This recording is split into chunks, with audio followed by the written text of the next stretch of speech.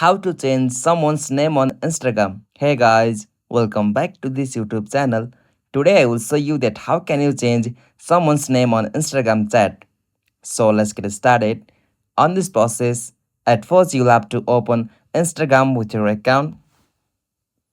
Alright, so after you open the Instagram, you'll got such interface. So from here, tap on the message icon just at the bottom right corner.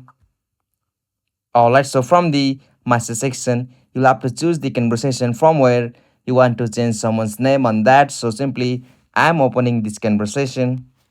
Alright, so after you open the conversation, from where if you want to change someone's name or nickname, you'll have to just tap on that profile name of your friend. And now from the profile section, you'll have to go with the option nickname. Okay, so from this nickname section, you'll have to just tap on that friend ID. And now from this edit nickname section, you'll be able to edit or change someone's name on Instagram. So from here, you'll have to just give a name.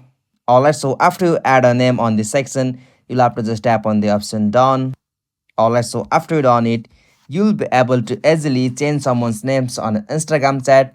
If you found this video helpful to you, please don't forget to subscribe our YouTube channel for more quick and short tutorial like this.